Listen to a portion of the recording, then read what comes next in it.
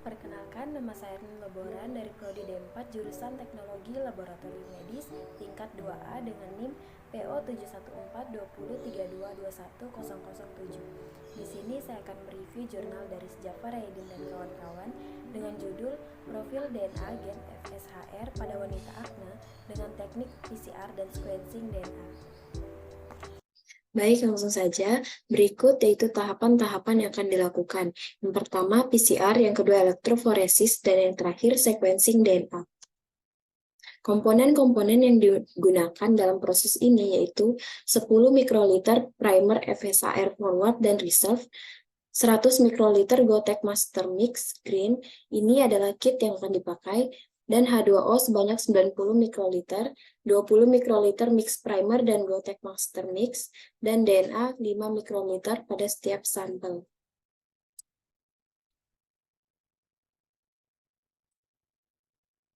Proses yang pertama yaitu proses pengambilan sampel, yang dimana sampel yang diambil yaitu darah. Pengambilan serum darah melalui vena mediana cubiti dilakukan pada 10 responden wanita penderita akne. Setelah darah diambil, dimasukkan ke dalam tabung reaksi atau BD Vacutainer K2 EDTA 5,4 mg. Lanjut pada proses ekstraksi DNA. Ekstraksi DNA gen dilakukan menggunakan Genetic Presto TM Mini gDNA Blood Kit. Langkah pertama dilakukan preparasi sampel. Untuk sampel darah yang diambil dari freezer, dipanaskan dalam water bath dengan suhu 60 derajat selama 1 menit. Sebanyak 300 mikroliter sampel darah pada tabung EDTA dipindahkan ke 1,5 ml cup mikrosentrifuge steril yang diberi tanda 1-10. Ditambahkan 100 ml RBC buffer, sampel diinkubasi pada suhu ruangan selama 10 menit, lalu disentrifus selama 5 menit dengan kecepatan 3000 Xg dan buang supernatan. Kemudian tambahkan 200 mikroliter GB buffer, diinkubasi pada suhu 60 derajat Celcius selama 10 menit sampai sampel terlisis. Selama inkubasi tiap 3 menit dilakukan pembalikan. Selanjutnya tahap pencucian. Ditambahkan 600 mikroliter wash buffer yang telah dicampur etanol, disentrifus selama 30-60 detik pada 14.000-16.000 Xg. Cairan dibuang pada kolek cup dan ditempatkan ke dalam GD kolum. Lalu disentrifus selama 30 menit untuk mengeringkan matriks kolum. Pada tahap DNA elution, dimasukkan larutan elution buffer ke dalam tabung Evander. Kemudian GD kolum ditempatkan di atas tabung mikrosentrifuge, dipanaskan sebelumnya tepat di bagian tengah matriks, lalu dibiarkan selama 3 menit, disentrifus selama 30 detik untuk mengelusi DNA murni. DNA yang murni lalu disimpan di storage atau pendingin. Kemudian dilakukan visualisasi uji ekstraksi DNA dengan elektroforesis. Nah, ini gambar visualisasi ekstraksi DNA. Dan dari hasil visualisasi elektroforesis, pada gambar terlihat 10 sampel yang diuji menunjukkan bahwa semua sampel memiliki gen FSH reseptor. Kualitas DNA dari ekstraksi dengan menggunakan blood kit tersebut bagus. Lanjut ke pembuatan PCR mix. Diambil masing-masing 10 mikroliter primer FSHR forward dan reserve dan dimasukkan ke dalam tabung Evander steril. Kemudian sebanyak 100 mikroliter Gotek Master Mix Green dimasukkan ke dalam tabung Evander steril dan dicampurkan dengan primer serta ditambahkan H2O sebanyak 90 mikroliter. Selanjutnya, sebanyak 20 mikroliter mix primer dan Gotek Master Mix dimasukkan ke dalam tabung PCR, lalu ditambahkan DNA 5 mikroliter pada masing-masing tabung PCR. Selanjutnya, deteksi amplifikasi DNA dengan metode PCR. Tabung PCR yang berisi PCR mix dan DNA dimasukkan ke dalam mesin thermal cycler Verity Applied Biosystem.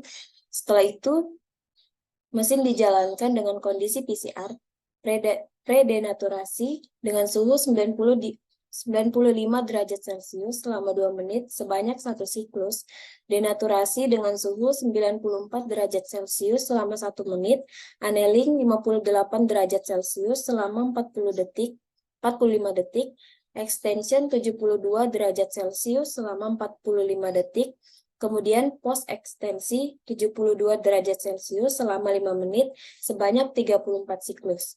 Selanjutnya, hasil PCR gen FSHR di elektroforesis untuk melihat band hasil amplifikasi.